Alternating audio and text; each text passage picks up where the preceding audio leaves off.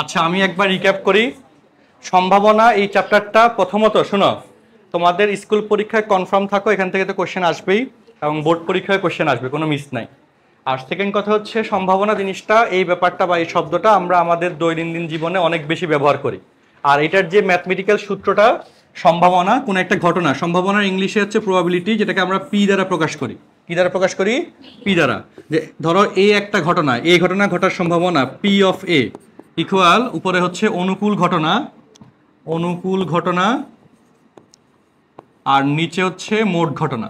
অনুকূল ঘটনা divide by হচ্ছে কি বলতো, মোট ঘটনা। এটা হচ্ছে এই একটা ঘটনা ঘটার সম্ভাবনার সূত্র, অনুকূল ঘটনা বাই মোট ঘটনা। আচ্ছা এখন এই ঘটনার সম্ভাবনার ডেফিনেশন কি, যে কোনো একটা ঘটনা ঘটবে কি ঘটবে না, হ্যাঁ, তার যে ম্যাথমেটিক্যাল ক্যালকুলেশন আমরা বের করতে পারি সেটাই হচ্ছে আমরা সম্ভাবনা বলি। আর এটার যে ডেফিনেশন মাত্র লেখাইলাম সেটা কি বললাম বলতো, যে কোনো একটি ঘটনা ঘটবে কি ঘটবে না তার নিশ্চয়তার মাত্রা পরিমাপ সূচক রাশিকে বলা হয় কি সম্ভাবনা। তার নিশ্চয়তার মাত্রা পরিমাপ সূচক রাশিকে কি বলা হয় সম্ভাবনা। ফরাসি গণিতবিদ সপ্তদশ শতাব্দীতে, মানে এখন চলে 2025, সপ্তদশ শতাব্দী মানে বুঝছো তো 1600 থেকে 1700 ওই সালটা, সপ্তদশ শতাব্দীতে এই দুইজন গণিতবিদ ব্লেসি প্যাস্কেল আর হচ্ছে পিয়ারি ডি কি ফেরমেট না ফার্মেট, এই উচ্চারণ জানে।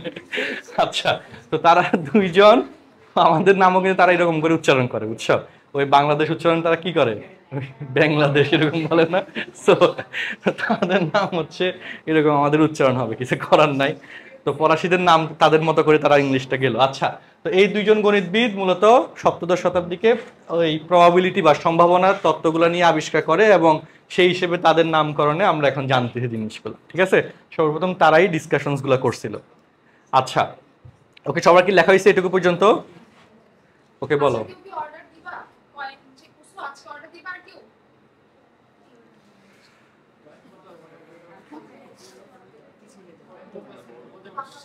এগুলো চেক করে আসতে হবে, এগুলো ক্লাসে চেক করলে হবে না, নাম লিখে দাও শুধু, আগে চেক করে আনতে হবে নাহলে সমস্যা, যাতে আমাদের ক্লাসে সময় অপচয় না হয়। আচ্ছা হ্যাঁ, এই যে অনুকূল ঘটনা বা মোট ঘটনা সূত্র,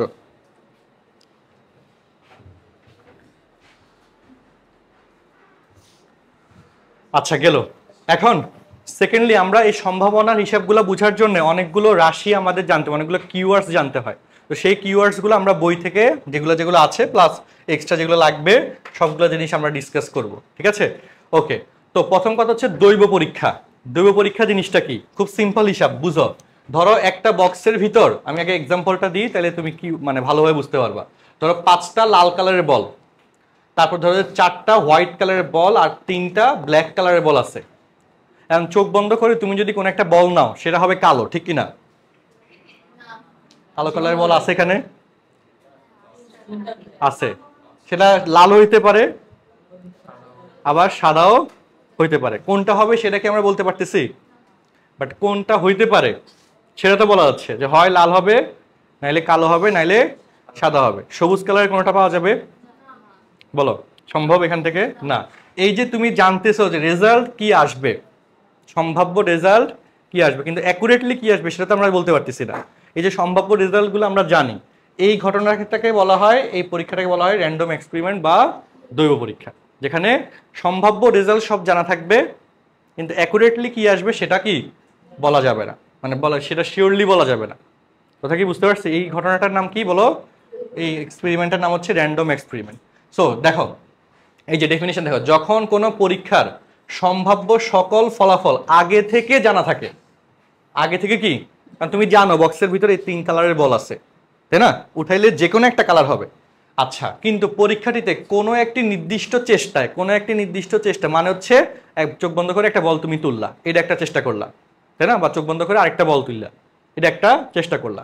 তো কোনো একটি নির্দিষ্ট চেষ্টায় কি ফলাফল আসবে তা নিশ্চিত করে বলা যায় না, একে দৈব পরীক্ষা বলে। কনসেপ্ট বুঝছি? এক্স্যাক্টলি কি আসবে সেটা বলা যাচ্ছে না, বাট কি আসতে পারে সেটা বলা যাচ্ছে। এই পরীক্ষাটাকে কি বলা হয়? দৈব পরীক্ষা। তাহলে খাতার মধ্যে কিওয়ার্ডসটা লেখো, যে দৈব পরীক্ষা। লটারির মতো বলতে হ্যাঁ বলতে পারো, যে এতগুলা টিকিট বেচা গেছে, আমারটা আসতে পারে নাম আসতে পারে, আচ্ছা, তবে কি আসবে বলা যাচ্ছে যে এত থেকে এতর মধ্যে আসবে। ওকে, এটা হচ্ছে লটারির মতে। তো এটা হচ্ছে দৈব পরীক্ষা। তো এটার জন্য কিওয়ার্ড এতটুকু না লিখে কি লিখতে পারি, যে কিওয়ার্ডস লিখতে পারো যে সকল ফলাফল, মানে ফলাফল আগে থেকে জানা থাকবে কিন্তু নির্দিষ্ট ফলাফল জানা থাকে না, এটুকু লিখতে পারো। ফলাফল কি?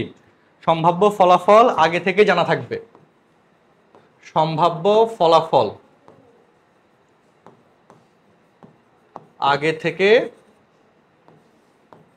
জানা থাকবে, তবে নির্দিষ্ট করে জানা যাবে না। এটা হচ্ছে দৈব পরীক্ষা, বা নির্দিষ্ট করে বলা যাবে না, তাই না? নির্দিষ্ট করে কি বলা যাবে না, এটা হচ্ছে দৈব পরীক্ষা। যে সম্ভাব্য কি আসবে সেটা আমরা বলতে পারবো, কিন্তু অ্যাকুরেটলি কি আসবে সেটা আমরা আসলে বলতে পারবো না। এটা হচ্ছে কি র্যান্ডম এক্সপেরিমেন্ট বা দৈব চয়ন বা দৈব পরীক্ষা। কথা কি বুঝছি? বুঝছো কি বুঝো নাই বলো? দৈব পরীক্ষার টার্মটা ক্লিয়ার, র্যান্ডম এক্সপেরিমেন্ট বা দৈব পরীক্ষা কনসেপ্টটা ক্লিয়ার। বুঝছো কি বুঝো নাই বলো? লেখা হয়েছে সবার? আচ্ছা, এরপরে পয়েন্ট সমসম্ভাব্য ঘটনা। সমসম্ভাব্য ঘটনা, ইকুয়ালি লাইকলি ইভেন্টস। যেটা কিরকম দেখো, ধরো তুমি একটা কয়েন নিক্ষেপ করলা, এক পাশ হচ্ছে হেড আর এক পাশ হচ্ছে টেল। এখন হেড উঠলে টেল কি উঠতে পারবে? বা টেল উঠলে হেড কি উঠতে পারবে না। এখন হেড উঠার সম্ভাবনা আর টেল উঠার সম্ভাবনা কি 50% করে না? হেড উঠতে পারে, টেল উঠতে পারে, আছে দুইটা জিনিস, তাহলে 50-50 কিনা বলো? হেড উঠতে পারে, আছে দুইটা জিনিস, ঠিক কিনা? তো হেড উঠতে পারে অথবা কি টেল উঠতে পারে, সম্ভাবনা কত পার্সেন্ট? 50%, 50%। এই ধরনের ঘটনাকে পরস্পরের সাপেক্ষে বলা হয় সমসম্ভাব্য ঘটনা।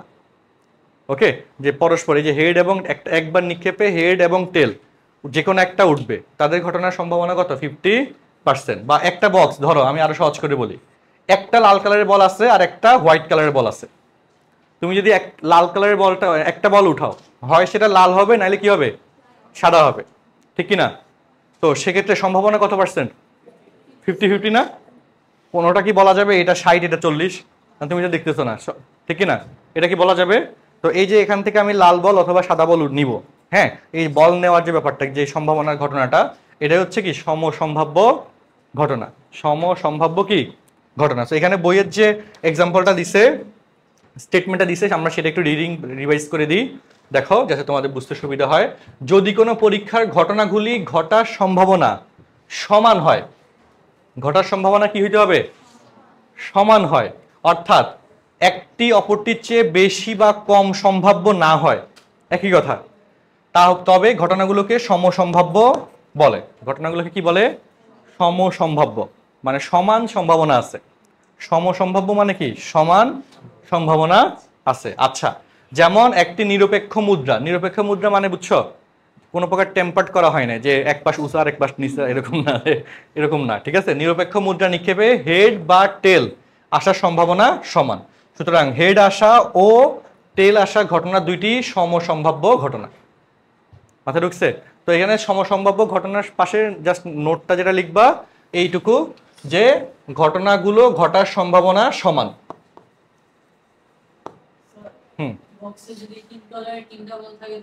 তিন কালার তিনটা বল হলে তার সমান হবে না। আচ্ছা, তখন কি 33% করে যে কোনো একটা উঠতে পারে, তাও সেক্ষেত্রেও সমান বলতে পারে। হ্যাঁ, ঠিক না? যে কোনো একটা হবে, পার্সেন্টেজ কমে যাবে, তাই না? আচ্ছা, ওকে। তো সমসম্ভাব্য ঘটনা মানে বুঝছি, ঘটনাগুলো ঘটার সম্ভাবনা কি হবে? সমান হবে। যদি ঘটনাগুলো ঘটার সম্ভাবনা সমান হয়, তাহলে সেটা হবে কি? সমসম্ভাব্য ঘটনা। তারপরে তাহলে 2 নম্বর পয়েন্টটা শেষ। 3 নম্বর পয়েন্ট, পরস্পর বিচ্ছিন্ন ঘটনা। এই পরস্পর বিচ্ছিন্ন ঘটনার ব্যাপারটা হচ্ছে কেউ কারোর উপর নির্ভরশীল হবে না, কোনো কেউ কারোর সাথে ডিপেন্ডেন্ট না, কি হবে না, কোনো কমন পয়েন্ট নাই। দুইটা ঘটনার মধ্যে কোনো কি নাই? কমন পয়েন্ট নাই। এটা হইলো পরস্পর বিচ্ছিন্ন বা বা বিচ্ছিন্ন। এই শব্দটার একটা শব্দ হচ্ছে বর্জনশীল। বিচ্ছিন্ন আরেকটা শব্দ কি বলতো? বর্জনশীল বা পৃথক ঘটনা। এই দুইটা সমার্থক শব্দ আছে, বিভিন্ন সময় ব্যবহৃত হয়, আমি লিখে দিচ্ছি। হ্যাঁ, পরস্পর বিচ্ছিন্ন ঘটনা, বিচ্ছিন্ন অবলিক বর্জনশীল। English same, mutually exclusive, English same. বাংলার মধ্যে টার্মগুলা বই ওই যে কোশ্চেনের মধ্যে দেখবা যে একটু ডিফার করে, বর্জনশীল ঘটনা অথবা পৃথক ঘটনা। তোমরা সমার্থক শব্দগুলো লিখে নিও। হ্যাঁ, ইংলিশটা সেম, একই ইংলিশ। আচ্ছা, তো পরস্পর বর্জনশীল বা বিচ্ছিন্ন বা পৃথক ঘটনা, এটার ব্যাখ্যাটা কি? সেটা হচ্ছে, দেখো, কোনো পরীক্ষায় যদি একটা ঘটনা ঘটলে অন্যটা বা অন্য ঘটনাগুলো ঘটতে না পারে, তবে উক্ত ঘটনাগুলোকে পরস্পর বিচ্ছিন্ন ঘটনা বলে। পরস্পর কি বলে? বিচ্ছিন্ন ঘটনা বলে। সবচেয়ে ভালো এক্সাম্পল হবে এটা, মাত্র যেটা বললাম। ধরো নিক্ষেপ করলে, একটা মুদ্রা নিক্ষেপ করলে হয় হেড উঠবে, নাইলে বলো হেড উঠলো, তাহলে কি টেল উঠতে পারবে? হেড উঠার কারণে টেল উঠতে পারে নাই, কথা ঠিক কিনা? যদি হেড না উঠতো তাহলে কি উঠতো? টেল উঠতো। তাহলে এই যে হেড উঠার কারণে টেল উঠতে পারে নাই, এটাই হচ্ছে আমাদের হেড এবং টেল উঠার যে তাহলে সম্ভাবনাটা আসবে পরস্পর বিচ্ছিন্ন ঘটনা। দেখো ডেফিনিশন স্টেটমেন্টটা দেখো, যেমন একটি নিরপেক্ষ মুদ্রা নিক্ষেপ করলে হেড আসা বা টেল আসা দুইটি বিচ্ছিন্ন ঘটনা। একটি মুদ্রা কি করলাম? নিরপেক্ষ মুদ্রা আমরা নিক্ষেপ করলাম, এক্ষেত্রে হেড আসা বা টেল আসা দুইটি কি বিচ্ছিন্ন ঘটনা। কেননা হেড আসলে কি আসতে পারবে না? টেল আসতে পারে না। আবার টেল আসলে হেড আসতে পারবে? বলো, পারবে না। অর্থাৎ হেড ও টেল একসাথে আসতে পারবে না। এই যে একসাথে আসতে পারবে না, এই দুইটা ঘটনা পরস্পর কি? বিচ্ছিন্ন বা বর্জনশীল ঘটনা। যে একটা ঘটনা ঘটলে আরেকটা ঘটতে পারবে না। যেমন ধরো তুমি পরীক্ষায় পাশ করে গেছো, তো তুমি পরীক্ষায় ফেল করতে পারবা? তোমার রেজাল্ট বাইরে হয়ে গেছে, ঠিক কিনা? পরীক্ষায় পাশ করে গেছো বলে তুমি আর ফেল করতে পারতেছো না, এই ঘটনা কি হলো? তাহলে বিচ্ছিন্ন ঘটনা হয়ে গেল। কথা কি বুঝছি? পরীক্ষায় পাশ করে গেছো বলে কি হচ্ছে না? ফেল করতে পারতেছে না। এটাই বললাম যে একসাথে আসতে পারে না। যদি দুইটা ঘটনা একসাথে না আসতে পারে, তাইলে সেটা কি হয়? বিচ্ছিন্ন বা বর্জনশীল হয়ে যায় বা পৃথক ঘটনা হয়ে যায়। আর যদি একসাথে আসতে পারতো, তাহলে সেটা বিচ্ছিন্ন বা বর্জনশীল হতো না, সেটা অবর্জনশীল হতো। সেটা কি হইতো? অবর্জনশীল। এরপরের টপিকটা লিখবো অবর্জনশীল ঘটনা। এখানে বর্জনশীলের ডেফিনেশনটা দিছে, অবর্জনশীলটা দেয় নাই, সেটা আমি লিখে দিচ্ছি। দেখো, আচ্ছা, আমার মনে দিছে, সেটাও বুঝে নিচ্ছি। আচ্ছা, এটা কি বুঝছো সবাই? পরস্পর বিচ্ছিন্ন ঘটনা লিখছো? হ্যাঁ, এরপর লেখো পরস্পর, লেখো অবর্জনশীল ঘটনা। এরপর টপিক ইনক্লুসিভ। অবর্জনশীল হচ্ছে মিউচুয়ালি ইনক্লুসিভ ইভেন্টস, অবর্জনশীল ঘটনা।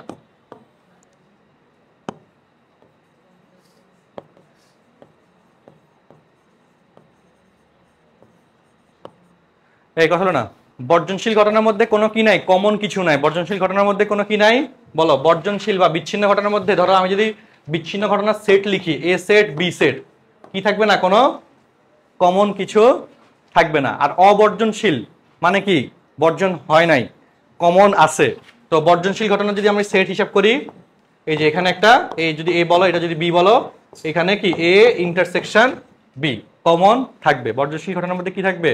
কমন ঘটনা থাকবে। এক্সাম্পল নি, ধরো একটা বক্সের ভিতর ধরো যে 5টা লাল কালারের বল, 4টা সাদা কালারের বল আর 3টা হচ্ছে ব্ল্যাক কালারের বল আছে। হ্যাঁ, তুমি একবার 2টা বল তুললা, প্রথমবার 2টা বল তুললা এ সেট, সেটা ধরো যে আসলো লাল আর কালো। এরপরে বার 2টা বল তুললা বি সেট, ধরো আসলো কালো আর সাদা। দুইটার মধ্যে কালো বলটা কমন হয়ে গেছে না? তাহলে এদের মধ্যে কি হবে? ইন্টারসেকশন আছে কিনা বলো? হ্যাঁ, তো এই দুইটা ঘটনা কি হয়ে গেল? অবর্জনশীল। দুইটার মধ্যে কমন পয়েন্ট থাকবে। অবর্জনশীল মানে কি? কমন পয়েন্ট থাকবে, একটা আরেকটার উপর কি হবে? নির্ভরশীল হবে। একটা আরেকটার উপর কি থাকবে? নির্ভরশীল হবে। আর যদি একেবারে কোনো কমন পয়েন্ট না থাকে, তাহলে সেটা হয়ে যাচ্ছে কি? বিচ্ছিন্ন বা বর্জনশীল। ঠিক আছে? তো অবর্জনশীল ঘটনার ডেফিনেশনটা আমি লিখে দিচ্ছি। এইটুকু চিত্রটা কি উঠেছে সবাই? উঠেছে কি উঠে নাই বলো? আচ্ছা, লেখো দুইটি ঘটনার একটি ঘটলে, ডেফিনেশনটা লেখো, যদি দুইটি ঘটনার, অবর্জনশীল ঘটনার ডেফিনেশনটা লিখে নাও। যদি দুইটি ঘটনার একটি ঘটলে, দুইটি ঘটনার একটি ঘটলে, যখন, যদি, হ্যাঁ, দুইটি ঘটনার একটি ঘটলে অপরটিও ঘটতে পারে, তবে, যদি দুইটি ঘটনার একটি ঘটলে অপরটিও ঘটতে পারে, তবে তাদেরকে অবর্জনশীল ঘটনা বলে। আলাদা দুইটা ঘটনার মধ্যে কমন পয়েন্ট থাকতে হবে। যেমন ধরো এখন বৃষ্টি হচ্ছে, তোমরা ছাতা নিয়ে বেরোচ্ছ, আবার রোদও আছে, তোমরা কি ছাতা নিয়ে বেরোচ্ছ। দুই ক্ষেত্রে কি তুমি ছাতা নিয়ে কমনলি বেরোচ্ছ, তাই না? এই ছাতা নিয়ে বের হওয়াটা দুই ক্ষেত্রে কমন হচ্ছে না, তাহলে সেটা কি আমাদের অবর্জনশীল ঘটনা হয়ে যাচ্ছে। এই ছাতা নিয়ে বের হওয়ার ঘটনাটা দুই ক্ষেত্রে কি কমন হচ্ছে। কথা কি বুঝছি?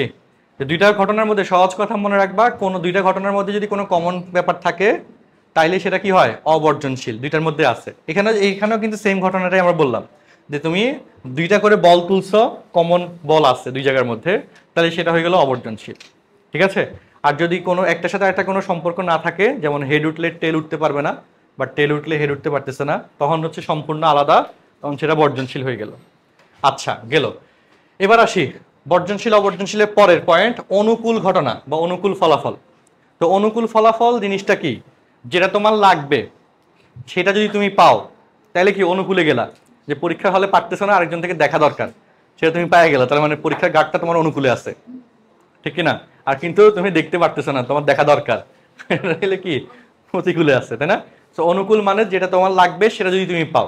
তো ধরো এই যে শোনো, এখানে 5টা লাল বল, 3টা কালো বল আর 4টা ধরো সাদা বল আছে। তুমি একটা বল নিবা, সেটা লাল হওয়া দরকার। সেটা কি হওয়া দরকার? লাল হওয়া দরকার। তোমার লাল বল দরকার। তাইলে এখানে বলো তোমার অনুকূলে কোনগুলো আছে, বলো। 5টা লাল বল আছে। তুমি যদি চোখ বন্ধ করে সাদা বল উঠাও তাহলে সেটা কি তোমার অনুকূলে গেছে? বা তুমি যদি চোখ বন্ধ করে কালো বল উঠাও সেটা কি অনুকূলে গেছে? না। বাট লাল বল উঠাইলে তোমার তখন কি ওই শর্তের সাপেক্ষে অনুকূলে গেল। সো অনুকূল ঘটনা হচ্ছে যে ডাটাগুলো আমার লাগবে সেগুলো যদি আমরা পাই, তাই না? তো সেটা ডেফিনেশন দেখি, কোনো পরীক্ষায় একটা ঘটনার সপক্ষের ফলাফল যা লাগবে তা যদি পাওয়া হয়, সেটা হচ্ছে কি সপক্ষের ফলাফল। যা লাগবে তা যদি পাওয়া যায় তাহলে সেটা কি হবে? সপক্ষের ফলাফল। হ্যাঁ, কোনো ঘটনা যদি কোনো পরীক্ষায় কোনো একটা ঘটনার সপক্ষের ফলাফল হলো ঘটনার অনুকূল ফলাফল। সপক্ষের ফলাফল যা লাগবে তা যদি পাওয়া হয় যায়। কথা কি বুঝছি? আচ্ছা, এবার হচ্ছে নমুনা ক্ষেত্র। নমুনা ক্ষেত্র জিনিসটা হচ্ছে আমরা যাদেরকে নিয়ে কাজ করতেছি, ধরো এখানে এই বলগুলো নিয়ে কাজ করছি, সবগুলোকে একত্রে বলা হয় নমুনা ক্ষেত্র। আর নমুনা বিন্দু ইন্ডিভিজুয়াল প্রত্যেকে হচ্ছে নমুনা বিন্দু। আর যা যা পাবো বা যাদেরকে নিয়ে কাজ করতেছি প্রত্যেককে একত্রে বলা হয় কি, বলো, নমুনা ক্ষেত্র। যেমন তুমি যদি আমাদের একটা মুদ্রা নিক্ষেপ করো তাহলে হয় হেড পাবা, নাইলে কি পাবা, টেল পাবা। হেড টেল আলাদা আলাদা ভাবে বলা হবে নমুনা বিন্দু। হেড এবং টেলকে কি বলা হবে, আলাদা আলাদা ভাবে কি বলা হবে, নমুনা বিন্দু। আর হেড আর টেলকে একত্রে সেকেন্ড ব্র্যাকেট দিয়ে যদি লিখি তাহলে এটাকে বলা হবে নমুনা ক্ষেত্র। হেড আর টেল আলাদা ভাবে হচ্ছে কি নমুনা বিন্দু। আর হেড এবং টেল এটাকে একত্রে আমি যখন এভাবে সেকেন্ড ব্র্যাকেট দিয়ে প্রকাশ করতেছি তখন সেটাকে বলা হচ্ছে কি নমুনা ক্ষেত্র। নমুনা ক্ষেত্র এবং নমুনা বিন্দুর ডিফারেন্সটা কি বুঝতে পারছি? নমুনা বিন্দু মানে প্রত্যেকে ইন্ডিভিজুয়ালি বুঝাবে, আর নমুনা ক্ষেত্র মানে পুরোটাকে একত্রে বোঝানো হচ্ছে। ওকে, যেমন ধরো খিচুড়ি রান্না করবা, চাল লাগবে, ডাল লাগবে, তারপর কি আলু লাগবে, আর মশলাগুলো লাগবে, তাই না? প্রত্যেকে আলাদা আলাদা ভাবে হইলো স্যাম্পল, বা এই যে স্যাম্পল প্রত্যেকে আলাদাভাবে কি ওই রান্নার স্যাম্পল না, যেটাকে হচ্ছে নমুনা বিন্দু। আর সবগুলো মিলে খিচুড়ি, এটা হচ্ছে নমুনা ক্ষেত্র। বুঝতে পারছি? আচ্ছা ওকে, সো যাদেরকে নিয়ে আমরা কাজ করতেছি সবগুলাকে একত্রে বলা হচ্ছে কি নমুনা ক্ষেত্র, আর তাদের আলাদা আলাদা ভাবে প্রত্যেককে বলা হচ্ছে নমুনা বিন্দু। মাথায় ঢুকছে কথাগুলা? আচ্ছা, লেখা হয়েছে, পয়েন্ট কিওয়ার্ডস গুলো লিখে নাও আর বই রিডিং পড়বা। বইয়ের কথাগুলো তো আমি বলতেছি আসলে সহজ করে, যতটুকু সহজ করে। যে হেডার টেলের এক্সাম্পলটা এখানে দেওয়া আছে, বলা হচ্ছে। আচ্ছা ওকে, নমুনা ক্ষেত্র, নমুনা বিন্দু। আচ্ছা, তারপর এখানে হ্যাঁ নিশ্চিত ঘটনা, সম্ভাবনা 100%, যেটা ঘটবেই, যেমন ইনশাল্লাহ ম্যাথ ক্লাস হবেই, সম্ভাবনা 100%। আর অসম্ভব ঘটনা, ইম্পসিবল ঘটনা, সম্ভাবনা 0%, যে ম্যাথ ক্লাস ক্যান্সেল করা হচ্ছে, সম্ভাবনা 0%। কথা বুঝছি? বা ধরো যে হঠাৎ করে আজকে গরমের দিনে বৃষ্টি হচ্ছে বা শীত পড়া শুরু হয়েছে গরমের দিনে, তাই না? মাঘ মাসে শীত পড়তেছে, এটা নিশ্চিত নাকি অসম্ভব, বলো? মাঘ মাসে গরম পড়তেছে, এটা আঁক হিসাবে না, কোনো দরকার, এটা যোগে 2 দিন 10 দিন পরে পরীক্ষা পিছানোর কথা আসে, এগুলো আসলে মাথায়, আর এগুলো কিছুই হবে না। দেখো আচ্ছা যাক, এখন শোনো, তুমি কোভিডের ভয় কি মাস্ক পরে আসছো নাকি? তুমি মাস্ক পরছো কেন? আচ্ছা আচ্ছা হ্যাঁ এসিটা তো চলতেছে, কিন্তু এসি আজকে দেখলাম যে ঠান্ডা কম হচ্ছে। হ্যাঁ কি সাধারণত আরো আগে ঠান্ডা হয়ে যায়। আচ্ছা ওকে, এই শোনো কথায় আসি। তাইলে যেখানে ছিলাম বলো, নিশ্চিত ঘটনা মানে কি? সম্ভাবনা যে যা ঘটবে, যে ঘটনা 100% ঘটবেই, যে সম্ভাবনা 100%, তাই না? যে মাঘ মাসে শীত পড়বে 100% সম্ভাবনা সত্য, আর মাঘ মাসে গরম পড়বে সেটা হচ্ছে কি অসম্ভব ঘটনা। সুযোগ আছে? সুযোগ নাই। ঠিক আছে হ্যাঁ। আচ্ছা, বা গরমকালে শীত পড়তেছে, ঠিক আছে, সেটা কি সম্ভাবনা 100% নাকি না 0%? আচ্ছা 0%। ওকে গেল। তাহলে আমাদের দুইটা ঘটনা গেল। এবার হচ্ছে পূরক ঘটনা, কমপ্লিমেন্টারি ইভেন্ট। লেখো, হাতে লেখো, পূরক ঘটনা।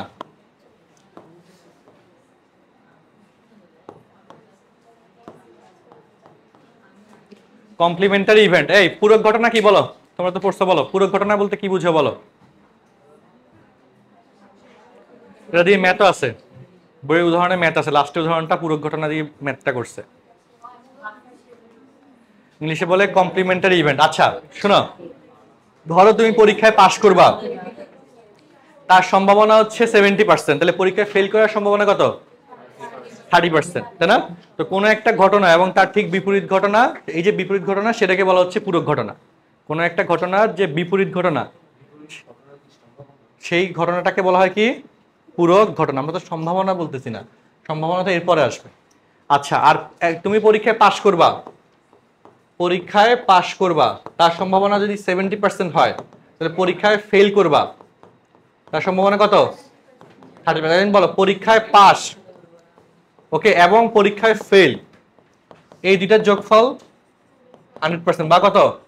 100%। যে কথা 1 ও সেম। যেমন তুমি তোমার বাসায় যাবা, এটা সম্ভাবনা 70%, ধর বাসায় গেলে না, তার সম্ভাবনা তাহলে কত? 30%। যদি যাওয়ার সম্ভাবনা 70% হয়, না যাওয়ার সম্ভাবনা কত? 30%। আচ্ছা তাহলে আরো সহজ করে, তুমি তোমার বাসায় রিক্সায় করে যাবা, তার সম্ভাবনা ধরো 80%, আর রিক্সায় করে না যাওয়ার সম্ভাবনা তাহলে কত? 20%। ঠিক আছে, এই যে দুইটা ঘটনা পরস্পর বিপরীতধর্মী, বিপরীত ঘটনাটাকে বলা হচ্ছে কি? পূরক ঘটনা। আর ডেফিনিশনটা খাতার মধ্যে লেখো, পূরক ঘটনার ডেফিনিশন। দাঁড়াও লেখো, কোনো, হ্যাঁ, একটি ঘটনা ঘটা, কোনো একটি ঘটনা ঘটা এবং, কোনো একটি ঘটনা ঘটা এবং একটি ঘটনা না ঘটার ঘটনাকে, এবং একটি ঘটনা না ঘটার ঘটনাকে, না ঘটার ঘটনাকে পরস্পর পূরক ঘটনা বলে।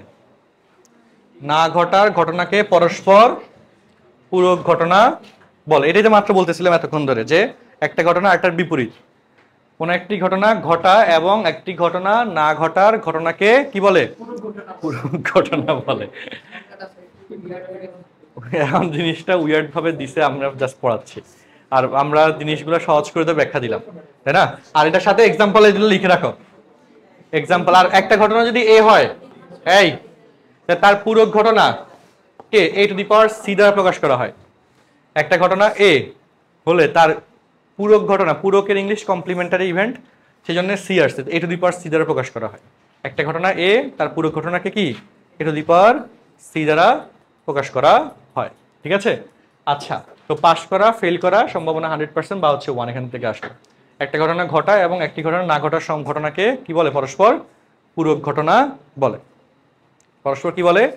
পূরক ঘটনা বলে। যে তুমি বাসে করে ধরো যে তোমার বাসায় গেলা, সম্ভাবনা 7/8, বাসে করে না যাওয়ার সম্ভাবনা কত? 1 - 7/8, 1/8, বুঝছি? বা তুমি ধরো যে ট্রাকে করে তোমার বাসায় গেলা, হ্যাঁ, বাসা চেঞ্জ হওয়ার সময় বাসায় করে ট্রাকে করে যাও না? আচ্ছা গরু নিয়ে বাসায় গেলা, ধরো সম্ভাবনা 1/5, তাই না? আর তাহলে হেঁটে যাওয়ার সম্ভাবনা তাহলে কত? 4/5। ঠিক আছে, 1 থেকে মাইনাস হবে। ওকে। আচ্ছা, তো এই হচ্ছে এটা নিয়ে কথা। এটুকু নিয়ে কোনো প্রশ্ন আছে? নাই। এবার তাহলে আমরা প্র্যাকটিস ম্যাথে আসি। আমাদের আগামী 25-20 মিনিটের মধ্যে অনেকগুলো জিনিস পড়ায় ফেলবো, মনোযোগ দিয়ে শুনো সবাই। এই যে উদাহরণ 1, খাতার মধ্যে কোশ্চেন তো লেখা লাগবে না, কনসেপ্টটা বুঝো। একটি নিরপেক্ষ, আগে সবাই বুঝে নাও, সবাই তো এই পর্যন্ত লিখছো। পড়াটা কিন্তু এই অধ্যায়টা অনেক সহজ। হ্যাঁ, আজকে সকালেও ক্লাস নিচ্ছি, ওদের উদাহরণের বইয়ের ফুল পাঠটা শেষ, শুধু অনুশীলনী বাকি, মানে 2টা ক্লাসে অধ্যায়টা ফুল শেষ হচ্ছে, সবকিছুই শেষ হচ্ছে, মানে অধ্যায়টা এত সহজ এবং ছোট, বুঝছো? তো তোমাদের অধ্যায় শেষ হয় না সেটা কিন্তু সমস্যাটা এখন আশা করি নাই, শেষ হয়ে যাচ্ছে ওটা এরকম হবে এখন, ঠিক আছে? আচ্ছা, তো আলোচনায় আসি। মনে করি একটি ছক্কা নিরপেক্ষ ছক্কা মানে বুঝছো, ছক্কাটাকে কি কোনো করো ঘষে টসে ইম্পার্ট করা হয় না যে ছক্কাই উঠবে।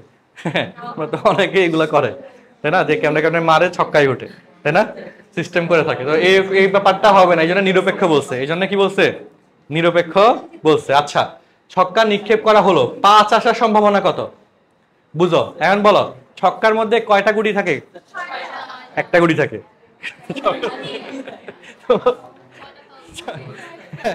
কয়টা সংখ্যা থাকে? 6টা সংখ্যা থাকে, 1 থেকে 6। তোমরা 6টা গুটি দিয়ে ছক্কা খেলো। আচ্ছা, ঠিক আছে, তাহলে এবার আসি ছক্কার ক্ষেত্রে আমরা, হ্যাঁ 1 থেকে 6 যে কোনো একটা পাবো, তাই না, মারলে। এখন শোনো, তাহলে 1 থেকে 6 যে কোনো একটা উঠবে, আমার দরকার হচ্ছে 5 ওঠার সম্ভাবনা, P(5), 5 ওঠার সম্ভাবনা। তাহলে বলো আমাদের সম্ভাবনার সূত্র ছিল অনুকূল ঘটনা বাই মোট ঘটনা, সূত্র মুখস্থ হইছে? সূত্র কি ছিল? অনুকূল বাই মোট ঘটনা। তো বলো মোট ঘটনা কয়টা? 6টা না? 1 উঠতে পারে, 2 উঠতে পারে, 3 উঠতে পারে, 6 উঠতে পারে, তাই না, আপ টু 6টা সংখ্যার যে কোনো একটা উঠতে পারে, তো 6টাই তো উঠতে পারে, তাই না? তো মোট ঘটনা হচ্ছে 6টা, আর অনুকূল ঘটনা হচ্ছে 5 আসতে হবে। 5 আছে ছক্কার মধ্যে কয়টা? 5 আছে কয়টা? একটা, তাহলে 1/5। তাহলে বলো ছক্কার মধ্যে ছক্কা ওঠার সম্ভাবনা কত? নাকি 6/6? 6 ওঠার সম্ভাবনা কত? 1/6। বা 2 ওঠার সম্ভাবনা কত? 1/6। বা 3 ওঠার সম্ভাবনা কত? সবগুলোর ক্ষেত্রে কাহিনী এটা। তো ছক্কার যে কোনো একটা সংখ্যা ওঠার সম্ভাবনা কত? 1/6, মানে কত? 16.67% বলতে পারো। 0.166 আসবে, অর্থাৎ 16.67%, বুঝছি? তো এই পার্সেন্টেজ মাথায় রেখে তোমরা খেলতে বসো সাধারণত, তাই না? এখন ঘুরে পেঁচায় মারলে দেখা গেল ছক্কার দিকে বেশি যায়, ঠিক না? আর চাপ দিয়ে মারলে তো ছক্কাই হয়, এটা নিয়ে কোনো সমস্যা নাই। আচ্ছা দেখো, ওকে, সো এই হচ্ছে প্রথম কথা। এইটুকু নিয়ে কোনো প্রশ্ন আছে? এই কোশ্চেন নিয়ে কোনো প্রশ্ন আছে? নাই। তাহলে উদাহরণ 1 লিখে জাস্ট এইটুকু খাতায় উঠে রাখো, এইটুকু, আর কিছু লেখা লাগবে না। বাসায় রিডিং পড়ে নিবা, প্র্যাকটিস করে নিবা বাংলা কথাগুলা, প্র্যাকটিস, এগুলো এমসিকিউর জন্য করাচ্ছি, ডিরেক্ট যাতে দেখার সাথে পারো। আচ্ছা, ওকে, তারই সাথে আরেকটু কথা বলি। বলো একটি নিরপেক্ষ ছক্কা নিক্ষেপে জোড় সংখ্যা আসার সম্ভাবনা কত? বলো পি অফ জোড় সংখ্যা কত? জোড় মোট ঘটনা 6, আর জোড় সংখ্যা আছে কত? 2, 4, 6, 3টা, অর্থাৎ কত? 1/2। তো বলো বিজোড় সংখ্যা আসার সম্ভাবনা কত? হ্যাঁ বলো, তোমরা এভাবে কোশ্চেনটা তুলতে পারো যে ছক্কা নিক্ষেপে, হ্যাঁ ছক্কা খাতার মধ্যে যেভাবে তুলতে পারো, ছক্কা নিক্ষেপে কোলন দিয়ে P(5). P(5) বলতে কি বোঝায়? 5 ওঠার সম্ভাবনা। P(2) বলতে কি বোঝায়? 2 ওঠার সম্ভাবনা। বা P(3) বলতে কি বোঝায়? 3 ওঠার সম্ভাবনা। বা P অফ জোড় সংখ্যা বলতে কি বোঝায়? জোড় সংখ্যা ওঠার সম্ভাবনা। P বলতে কি? প্রবাবিলিটি, বাংলায় বলে সম্ভাবনা। বা P অফ বিজোড় সংখ্যা বলতে বোঝায় বিজোড় সংখ্যা ওঠার সম্ভাবনা। সেটা কত? বিজোড় সংখ্যা আছে কয়টা? 1, 3, 5, 3টা, আর মোট ঘটনা হচ্ছে 6টা, তাহলে 1/2। বলো এখান থেকে বলো 3-এর থেকে বড় সংখ্যা ওঠার সম্ভাবনা কত? বলো 3-এর থেকে বড় সংখ্যা কয়টা আছে? 4, 5, 6, ঠিক কিনা? 3টা, তাহলে সেটা কত? 1/2। তারপর যদি বলা হয় 4-এর থেকে বড় সংখ্যাটার সম্ভাবনা কত? 5, 6, 2/6, মানে 1/3, তাই না? বা 5-এর থেকে ছোট সংখ্যাটার সম্ভাবনা কত? 4/6, মানে 2/3। মাথা ঢুকছে পুরোটা? বুঝছো না বুঝো নাই? গুড, খাতার মধ্যে এবার লেখা শেষ করো। কয়টা যেটা বললাম, হ্যাঁ বাকিগুলো লেখো, যেগুলো লিখছি এগুলো অন্তত খাতায় লেখো, যেটুকু খাতা বোর্ডে লেখা আছে সেটুকু অন্তত খাতায় লেখো। আমার লেখা জিনিসগুলো একটু লেখো, কাজে লাগলাম।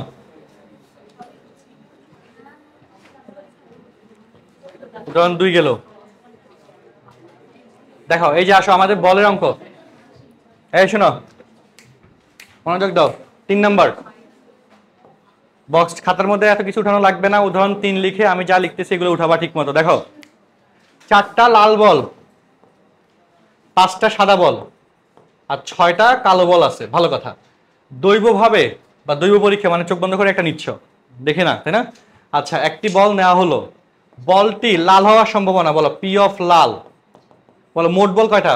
6 4 10 5 15, আর লাল বল আছে কয়টা? 4টা, তাহলে 4/15।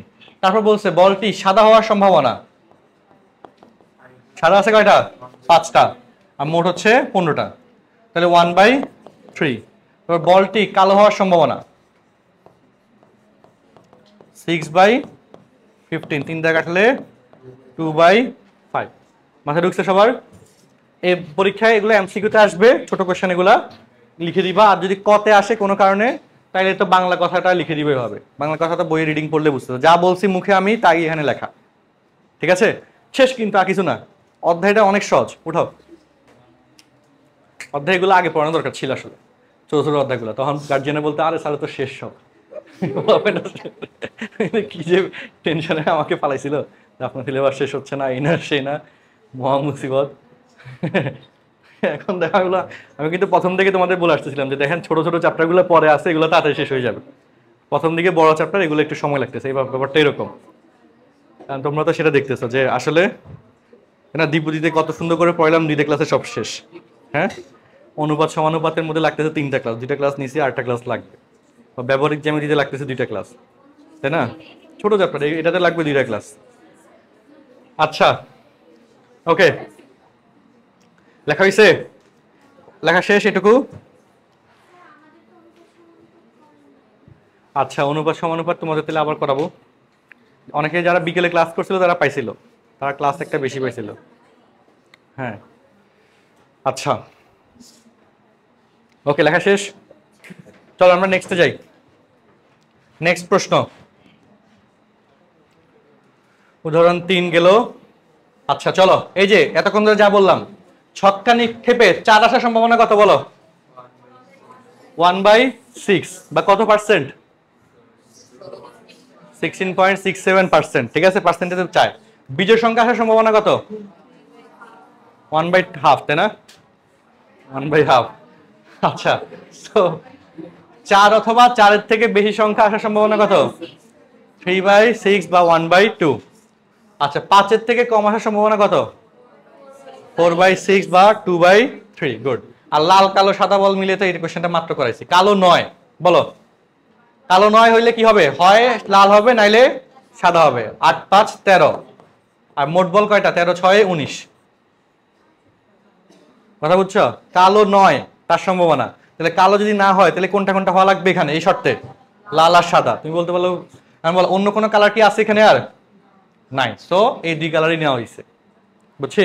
আচ্ছা, ওকে, তো এগুলা কিন্তু মোটামুটি তোমরা বুঝে গেছো। এমসিকিউতে আসলে পারবো কিনা বলো? আচ্ছা, ওকে, এবার আসি আমাদের বৃষ্টি সিজনে আসি। চলো 4 নম্বর প্রশ্ন,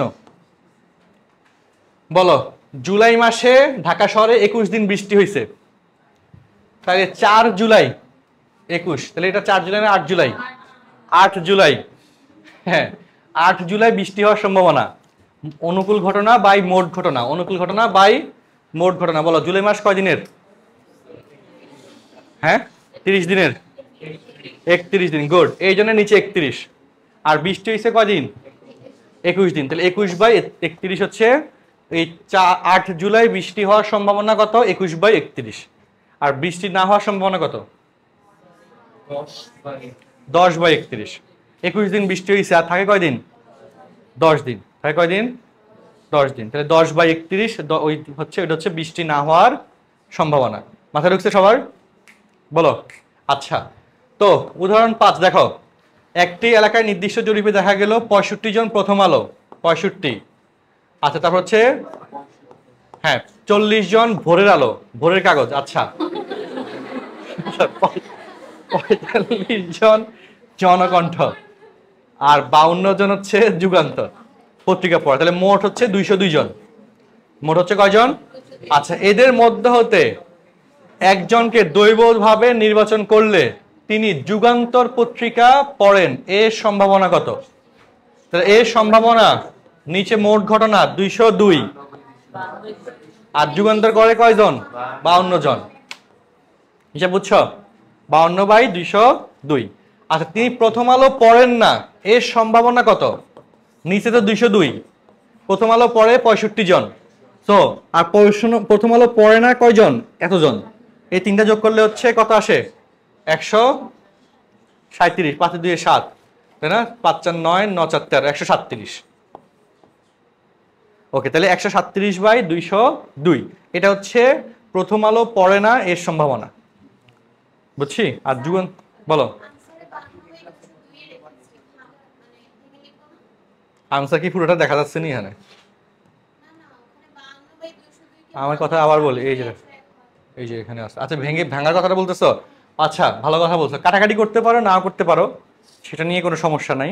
আর দুইটা পার্ট এই যে এখানে অ্যান্সার দেওয়া আছে। আচ্ছা, তোমরা কি বুঝছো কোশ্চেনটা? বলো, উদাহরণ 4 উদাহরণ 5 বুঝতে পারছি সবাই?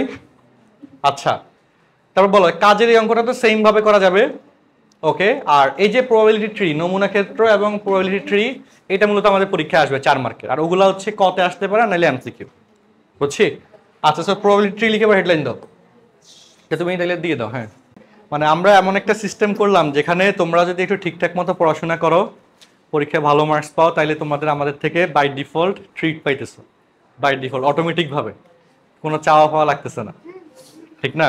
সিস্টেমটা কিন্তু এটা করা হয়েছে যে তোমরা ঠিকমতো পড়াশোনা করবা, বাড়িটা জানবা, বা পরীক্ষার মার্কসগুলো বেশি করে তুলবা, তাইলে তো তোমার এখানে ক্লাস মিস করবা না, তাইলে তুমি অটোমেটিক নির্দিষ্ট সময়ের মধ্যে হচ্ছে খাওয়ান দাওয়ান পাবা আমাদের থেকে উৎসাহমূলকভাবে।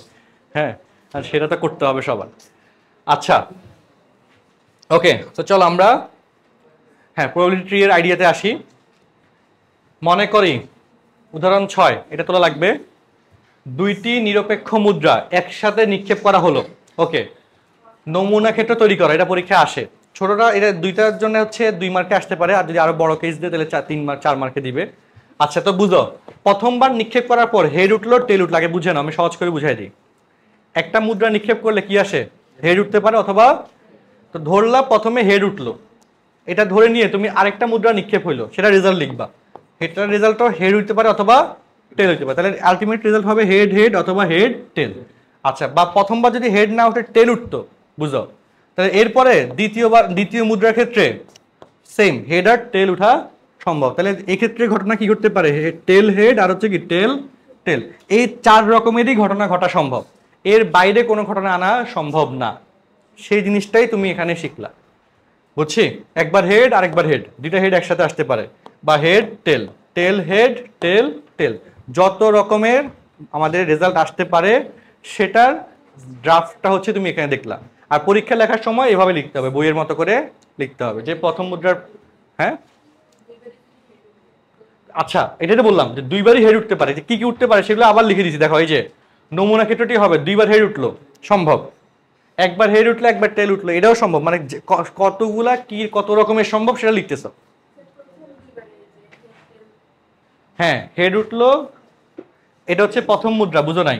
এখানে কি, হ্যাঁ, সেটা তো উঠতে পারে, হেড হেড উঠতে পারে, সেটা আমি বলতেছি উঠতে পারে, বা দুইটার ক্ষেত্রে টেল উঠতে পারে। আচ্ছা, তুমি যেখানে মিস করতেছো সেটা আমি বলি। এটা হচ্ছে প্রথম মুদ্রার কেস। প্রথম মুদ্রায় কি 2বার হেড উঠতে পারবে? হয় হেড উঠবে, নাহলে কি উঠবে? টেল উঠবে, তাই না? তো সেটাই তো লিখলাম। আর দ্বিতীয় মুদ্রায়, প্রথম মুদ্রায় ধরো হেড উঠলো, সেই হিসেবে দ্বিতীয় মুদ্রায় হেড উঠতে পারে, নাইলে কি টেল উঠতে পারে, যে কোনো একটা উঠবে।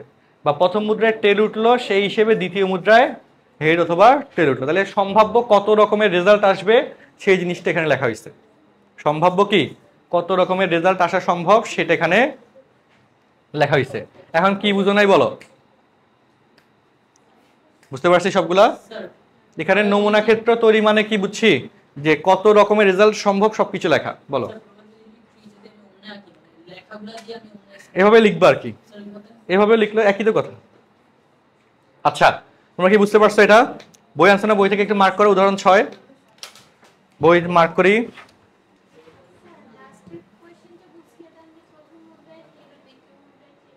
আচ্ছা, ওকে, আচ্ছা, হ্যাঁ, পরের অংশ। এই যে হ্যাঁ, প্রথম মুদ্রা হেড আর দ্বিতীয় মুদ্রার টেল আসার সম্ভাবনা। বলো, এই দেখো, প্রথম মুদ্রায় হেড আর দ্বিতীয় মুদ্রার টেল আসছে, এরকম ঘটনা কয়টা করছে? একটা। এরকম ঘটনা কয়টা করছে? নাকি 2টা করছে? একটাই ঘটনা, তাহলে মোট ঘটনা 4টা আর অনুকূল ঘটনা একটা, 1/4 হচ্ছে অ্যান্সার। মোট ঘটনা কয়টা? 4টা আর অনুকূল ঘটনা কয়টা?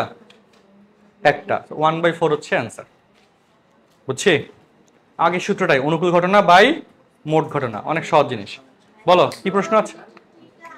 এটাই প্রবাবিলিটি, তারপরে এভাবে যেভাবে লেখা আছে বইতে সেভাবে সৃজনশীল লিখবে। হ্যাঁ হ্যাঁ অবশ্যই। আচ্ছা, উদাহরণ 6 এর পর উদাহরণ 7 দেখো। দুইটা মুদ্রার জায়গায় এখন 3টা মুদ্রার কথা বলছে। এই দুইটা মুদ্রার জায়গায় কয়টা মুদ্রা? 3টা মুদ্রা। আমি বেসিকটা বুঝাই দিই আবার, সবাই শুনো। প্রথমবার নিক্ষেপ করলা হেড টেল, এরপর এবার নিক্ষেপে হেড টেল, তারপর এবার নিক্ষেপে হেড টেল। ওকে, এই ডায়াগ্রামটা চলবে। তাহলে 3বার নিক্ষেপ হলো, 1বার 2বার 3বার। তো প্রথমবার নিক্ষেপে হেড উঠলো, এরপর এবার নিক্ষেপে হেড টেলের মধ্যে হেড উঠলো, তারপর এবার হচ্ছে হেড টেল উঠলো, এরকম করে ঘটনাটা। বাট প্রথমবার যদি হেডের সাপেক্ষে টেল উঠে, তার টেলের জন্য আবার হেড টেল, এভাবে সম্ভব যে 3বার নিক্ষেপ হয়ে গেল। এখানে সেম, হেড টেল, প্রথমবার টেল, পরের বার হেড, তার সাপেক্ষে হেড টেল বা তার সাপেক্ষে হেড টেল, এই হইল কাহিনী। তাহলে নমুনা ক্ষেত্র কি কি আসবে? হেড হেড হেড, 3বারই হেড উঠবে, এরকম সম্ভব। 3বার নিক্ষেপ করলা, 3 ছক্কা উঠে না খেলার সময়?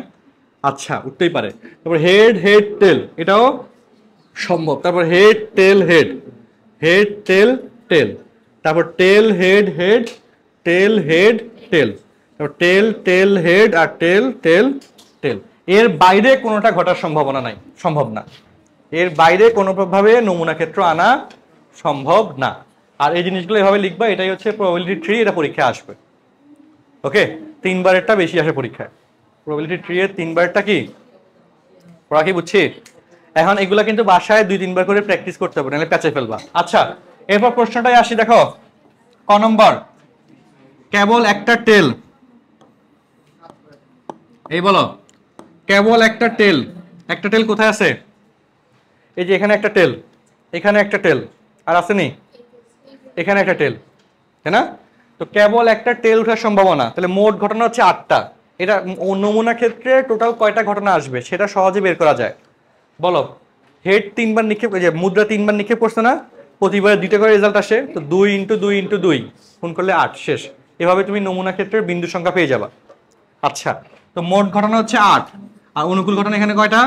3/8। আচ্ছা, তারপর বলছে 3টাই হেড, সেরকম ঘটনা আছে কয়টা? একটা, এটা হচ্ছে 1/8। আর কমপক্ষে একটি টেল, একের বেশি হতে পারে। কমপক্ষে একটি টেল কোথায় আছে? একটা, 2টা, 3টা, 4টা, 5টা, 6টা, 7টা, তো 7/8। পড়া বুঝছি? দেখো, কমপক্ষে একটি টেল, 7/8, ঠিক আছে? তো এই হচ্ছে 3টা কেস। 3টা কেস নিয়ে কোনো প্রশ্ন আছে কিনা বলো? পড়া বুঝছো কি বুঝো নাই? বুঝা গেছে? বই আনছো? বই থেকে দাগাও। আর নাইলে এই 4টা এবার খাতার মধ্যে উঠানো। উদাহরণ কত গেল এটা? লেখা শেষ কিনা? নিয়ম কি বুঝছি সবাই? নিয়ম বুঝছি কিনা সেটা বলো। নিয়ম বুঝছি? আচ্ছা, অনেকে তুলে ফেলছে। ওকে, দেখো উদাহরণ 8, বুঝে নাও, পড়াটা ভালো মতো বুঝে নাও। একটি ছক্কা ও একটি মুদ্রা নিক্ষেপের নমুনা ক্ষেত্র। একটি ছক্কা ও একটি কি মুদ্রা নিক্ষেপের নমুনা ক্ষেত্র। একটা ছক্কা নিক্ষেপ করলে প্রবাবিলিটি হচ্ছে এটা, একটা ছক্কা নিক্ষেপ করলে 1 2 3 4 5 6 এভাবে লিখে হইলো। তো উঠলো 1, একের জন্য মুদ্রা নিক্ষেপ করলে হেড অথবা টেল উঠবে। তাহলে নমুনা ক্ষেত্র আগে বুঝতে হবে কাকে আগে নিক্ষেপ করার কথা বলা হয়েছে। প্রশ্নে বলা হয়েছে আগে ছক্কা পরে মুদ্রা, এই জন্য ছক্কাটাকে আগে আসছে, মুদ্রাটা পরে। যদি বলতো একটি মুদ্রা ও একটি ছক্কা, তাহলে কিন্তু উল্টা, কারণ আগে মুদ্রা লিখতে হইতো, পরে কি ছক্কা লিখতে হইতো। সেই হিসেবে H1 লিখতে হইতো বা টেল 1 লিখতে হইতো, ঠিক আছে? এই সিরিয়াল ভুল হইলে নাম্বার কাটা যাবে। আচ্ছা, মুদ্রা হলে 1 হেড 1 টেল। তারপর এখানে বলো একটি ছক্কা আর মুদ্রা 2 উঠলো, 2 এর জন্য, 3 এর জন্য, 4 এর জন্য, 5 এর জন্য, 6 এর জন্য, ইন্ডিভিজুয়ালি সব লেখা হইলো। আর এবার হইলো নমুনা ক্ষেত্র। এটা হইলো কি তাদের নমুনা ক্ষেত্র। বলো, কোনো প্রশ্ন আছে এই নমুনা ক্ষেত্র হিসাবে? সবাই কি বুঝছি আসলে না বুঝি নাই?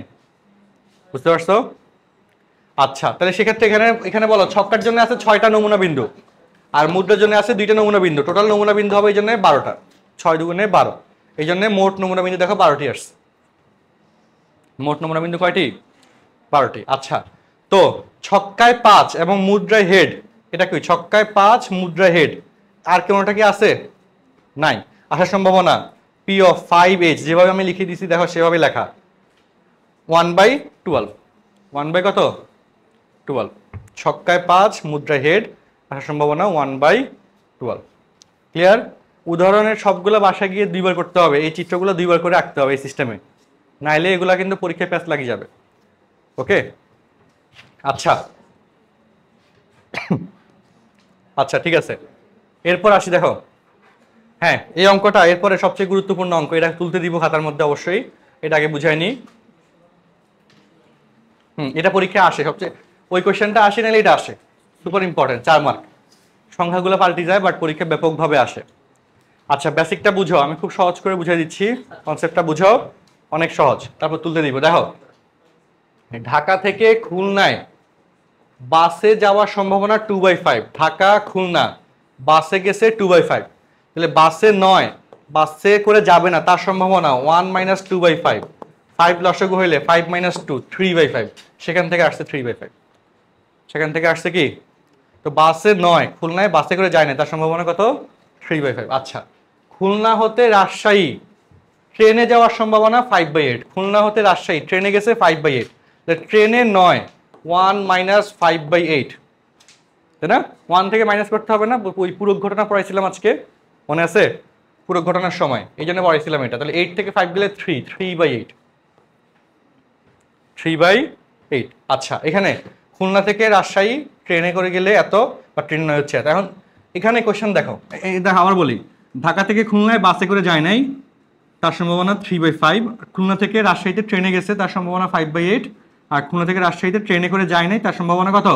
3/8। ওকে, এবার প্রশ্নে আসি। লোকটি খুলনায় বাসে, তার সম্ভাবনা 2/5, আর রাজশাহীতে ট্রেনে না যাওয়ার সম্ভাবনা, রাজশাহীতে ট্রেনে, খুলনা থেকে রাজশাহী ট্রেনে না যাওয়ার সম্ভাবনা 3/8, সম্ভাবনা কত? 2/5 × 3/8, 3 দুগুণে কাটাকাটি গেলে 3/5 × 3/20, এটা হচ্ছে অ্যান্সার। অঙ্কটা হচ্ছে এখানে গুণ কেন হইলো? এটা পরস্পর স্বাধীন ঘটনা না, নির্ভরশীল ঘটনা না, মানে অনির্ভরশীল না। আচ্ছা, স্বাধীন ঘটনা অধীন ঘটনা, দুইটা ওয়ার্ড আমার পড়ানো হয় নাই ওই নমুনা ক্ষেত্রের মধ্যে, ওইটা বলতে হবে। আচ্ছা, তারপরে বলি, এই এখান থেকে এই ঘটনা আর এখান থেকে এই ঘটনা কেউ কারোর উপর কি নির্ভরশীল?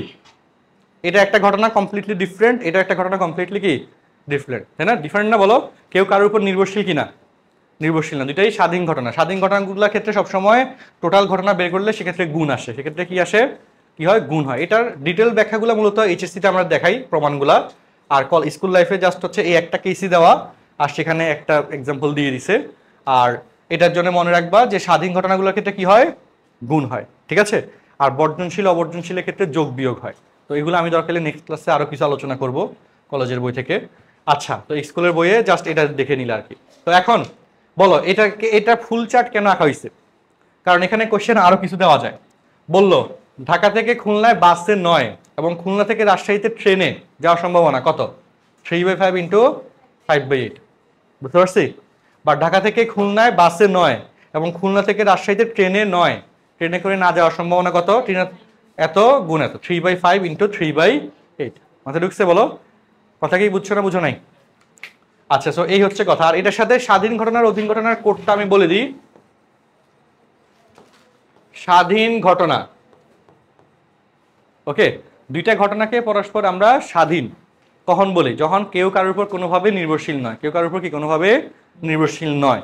যেমন ধরো আমি তোমাদের সাথে এখানে ক্লাস নিচ্ছি, হ্যাঁ, আর তোমার বাসায় তোমার আম্মু ধরো যে রান্না বান্না করতেছে, এই দুইটা ঘটনা কোনোভাবে কোনো লিঙ্ক আপ আছে? এই দুটো ঘটনা পরস্পর কি স্বাধীন, কথা কি বুঝছো? বা ধরো আমি এখানে তোমাদের সাথে ক্লাস নিচ্ছি, আবার ধরো যে কি তোমার হচ্ছে এই যে ধরো যে ইসরায়েল হচ্ছে ফিলিস্তিনের উপর বোমা ফেলাইছে, তো এই দুটো ঘটনা কি কোনোভাবে লিঙ্ক আপ আছে? না, এটা হচ্ছে স্বাধীন ঘটনা। আর অধীন ঘটনা, ওকে, ধরো তুমি পরীক্ষায় পড়াশোনা করে যাও নাই, পরীক্ষা ভালো হবে কি হবে না তা নির্ভর করবে পাশের জনের উপর, ঠিক কিনা? সে দেখাইলে ভালো হবে, নাইলে তো এটা আমার পরীক্ষা ভালো হওয়াটা তখন কি হয়ে গেল, অধীন ঘটনা। কি বুঝছি, ঠিক আছে? পরীক্ষায় ভালো হওয়া না হওয়া, যদি পড়াশোনা করে যাও তাহলে পরীক্ষা ভালো, পরীক্ষা পড়াশোনা করে যাও নাই, পরীক্ষা ভালো হবে এটা তার উপর ডিপেন্ড করবে, পাশের জন থেকে দেখতে পারতেছে কিনা তার উপর, তাই না? আর গার্ড ভালো পড়তেছে কিনা তার উপর, ঠিক না? আচ্ছা, তো এই হচ্ছে অধীন ঘটনা। তো স্বাধীন ঘটনা, অধীন ঘটনা দুটো ওয়ার্ড গেল, বুঝছি যে দুটো ঘটনা কখন স্বাধীন হয় কখন অধীন হয়। আচ্ছা ওকে, তো এবার উদাহরণ 9 দিয়ে এই চারটা তুলে নিচেরটুকু উঠাও। এইটুকু নিয়ে কোনো প্রশ্ন আছে কারো? এই বলো, এইটুকু নিয়ে কোনো প্রশ্ন আছে? অনেকক্ষণ ধরে আমরা পুরা স্টেটমেন্ট বলার উপর আছি, উদাহরণগুলো বোঝানোর উপর, তারপর কিছু প্র্যাকটিস ম্যাথ দেখাবো। এইটুকু তুলো, তাতে তোলো। হ্যাঁ, সম্ভাবনার মাধ্যমে প্রবাবিলিটি ট্রি হবে এটা, এভাবে লিখে এই পর্যন্ত লেখো। খাতায় উঠা, তাড়াতাড়ি খাতায় উঠা, অনেকক্ষণ ধরে লিখতেছে না, হাত জমে গেছে মনে হচ্ছে, না লিখলে ভালো হইতো। খাতায় উঠা, আমি দেখতেছি ব্যাথটা কই, যারা লিখতেছে না তাদের কাছে আশা লাগতেছে। জি পাইছি, উঠাও উঠাও, তাতে উঠাও। আর উদাহরণের সব অঙ্ক 2 বার করে করে আনতে হবে, ঠিক আছে? তাতে উঠাও।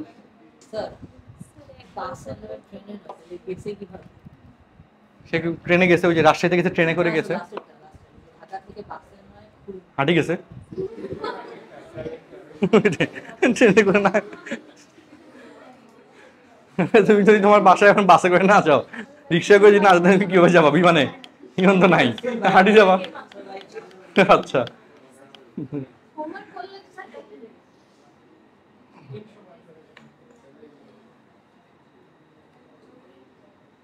তাড়াতাড়ি উঠাও, তোমার তোলা শেষ?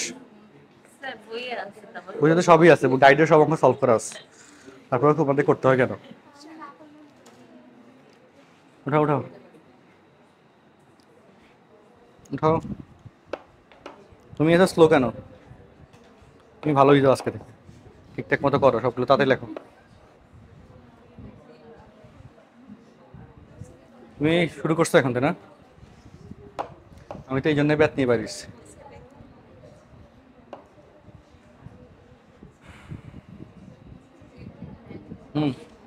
তাড়াতাড়ি তাড়াতাড়ি।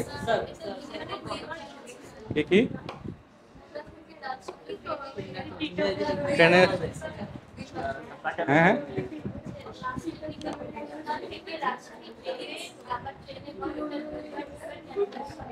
বলছে ওইটা ওইটা ওই উপরে দেখো শর্ত আলাদা, বাসে নয়। কোশ্চেন যদি বলে খুলনা থেকে, ঢাকা থেকে খুলনায় সে বাসে নয়, কিন্তু খুলনা থেকে রাজশাহীতে সে ট্রেনে গেছে, তার সম্ভাবনা কত? তখন কি হবে? 3/5 ইন্টু 5/8। তো পুরো স্ট্রাকচারটা প্রবাবিলিটি ট্রিটা দেখানো হয়েছে এখানে। এটা নিয়ে তো আমি ওইখানে আবার ব্যাখ্যা দিয়েছিলাম একটু আগে। কি বললাম? ধরো ঢাকা থেকে খুলনায় বাসে নয়, হাঁটি গেছে। ধরো খুলনা থেকে রাজশাহীতে সে ট্রেনে করে গেছে, তার সম্ভাবনা কত? তাহলে ওই ট্রেনে বাসে নয়, ওই পার্টটা আসবে না, লাগবে না, 3/5 লাগবে। আর এরপরে হচ্ছে 3/5/8 লাগবে। বুঝছো নি? কি বুঝছো বলো, এটাই বলো। আচ্ছা হ্যাঁ, তুমি রাজশাহী 2 ভাবে দিয়ে দিতে হবে। এক জায়গায় সম্ভাবনা 3/8, আরেক জায়গায় হচ্ছে কত? 5/8। লেখা পরীক্ষায় এভাবে লিখিও। স্যার যদি মনে করে যে নাম্বার আরো 1 নাম্বার বাড়াই দিবে, দিল। আর যদি মনে করে যে 0 দিয়ে দিবে, সেটাও দিল। এই পড়া বুঝছি সবাই এটুকু? আচ্ছা,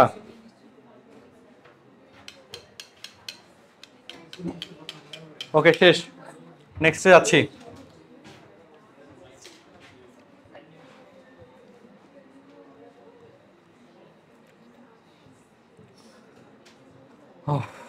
ওকে, এই দুটো বাড়ি কাজ, কাজের অঙ্ক, এটা বাড়ি কাজ, খাতা লিখে রাখো। কাজ, হ্যাঁ কাজের এটা হচ্ছে বাড়ি কাজে থাকবে, খাতা লিখে নাও। কাজের এই প্রশ্নটা বাড়ির কাজে থাকবে, লিখে নাও। Page 312, page 312। আচ্ছা ওকে, এই পর্যন্ত বুঝছো সবাই? বলো, এই অ্যান্সার দাও এবার। একটি ছক্কা নিক্ষেপ করলে 3 ওঠার সম্ভাবনা কত বলো? 1/6। গুড। আর বলো, একটি থলিতে 12টি নীল বল, সাদা বল 16টি এবং কালো বল আছে 20টি, দৈবভাবে একটি বল নেওয়া হলো, বলটি নীল হওয়ার সম্ভাবনা কত? হিসেব করো, হিসেব করো, যোগ করো, যোগ করি ভাগ করো। হ্যাঁ বলো। মোট বল হ্যাঁ নীল বল কয়টা? 12টা। 12 ডিভাইড বাই কত? 48। 4 × 48 তাহলে 1/4। আচ্ছা বলো, বলটি সাদা না হওয়ার সম্ভাবনা কত? সাদা না হওয়ার সম্ভাবনা বলো।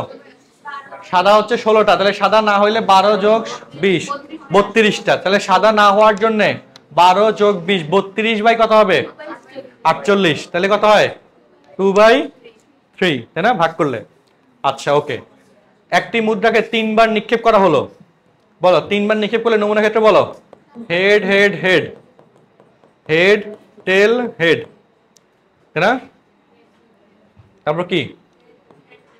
হেড টেল টেল, তারপর tail head head, tail head tail, tail tail tail. 3 3 2 1 2 3 4 5 6 8 তো নাই মনে হয়।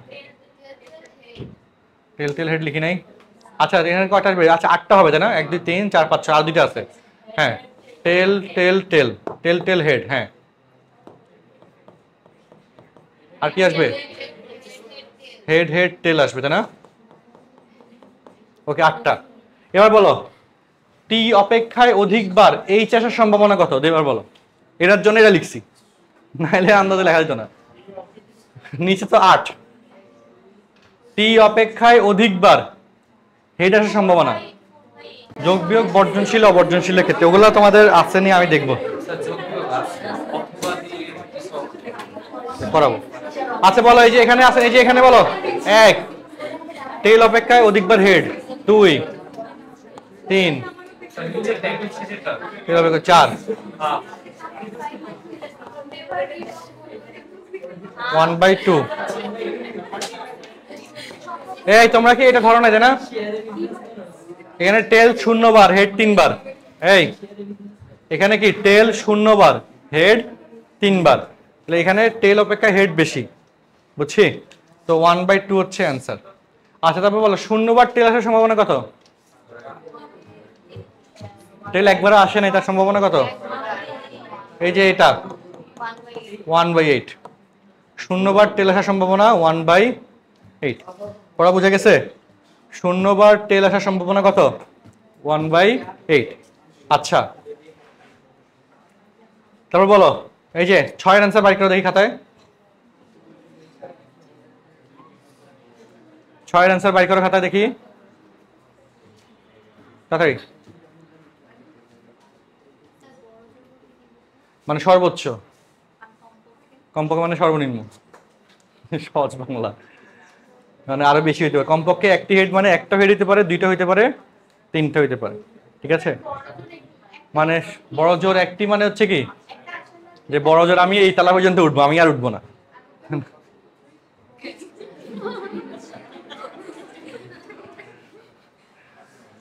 বড় জোর একটি হেড পাওয়ার সম্ভাবনা 0.7। বলো করো।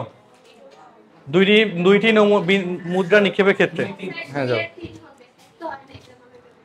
2টি মুদ্রা নিক্ষেপে, তাহলে হেড হেড কি কি উঠবে বলো? নমুনা ক্ষেত্র কি? হেড হেড, হেড টেল। বড় জোর একটি হেড কোথায় আসে? একটা 2টা, তাই না?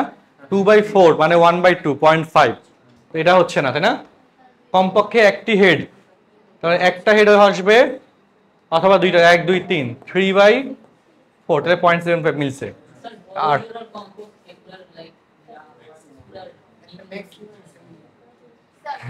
কি কি হ্যাঁ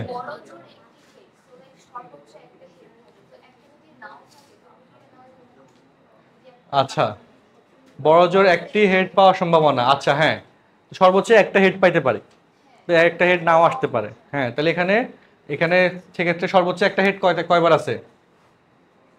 1 2 ওয়েট, হ্যাঁ সর্বোচ্চ একটা, কিন্তু একটা নাও হইতে পারে, 0টা হইতে পারে। গুড, তাহলে একটা এখানে আছে, একটা এখানে আছে, 0টা এখানে, 3/4, ঠিক আছে, তাহলে 0.75। এটা ঠিক, 1 2 3 3টে সঠিক। বুঝছি? আচ্ছা, তুমি বললা যে আমি সর্বোচ্চ 2 তলা পর্যন্ত উঠতে পারবো, তুমি এখন নিচে দাঁড়াইছো, তুমি কোনো তালে উঠলে না, এটা সম্ভব কিনা? তো সেটাতে বললাম যে বড় জোর একটি হেড মানে হেড নাও থাকতে পারে, সর্বোচ্চ একটা হেড উঠতে পারে, সর্বোচ্চ একটা হেড এখানে আছে, এখানে আছে, আর এখানে হেড নাই, তো এই তিনটাই হচ্ছে তার মধ্যে পড়ে। এই কথা বুঝছি? আর কমপক্ষে একটি মানে যে তুমি ধরো যে কমপক্ষে একটা আঙ্গুল খাইলা, তোমার যা ইচ্ছা তা খাইতে পারতেছে, তাই না? কমপক্ষে তুমি একটা আচ্ছা আচ্ছা গেল। ওকে, সো এখন আসি 6 পরে 7। হ্যাঁ, 7 নম্বরটা সবাই এবার ট্রাই করে দেখি কার কি অবস্থা। 7 নম্বরটা একটু সবাই ট্রাই করো। তাহলে মোটামুটি আমাদের আজকে ক্লাস শেষে বলা যায় 8 থেকে 14, 16, 17 এটা আমরা নেক্সট ক্লাসে পড়াবো আর কি। আচ্ছা করো।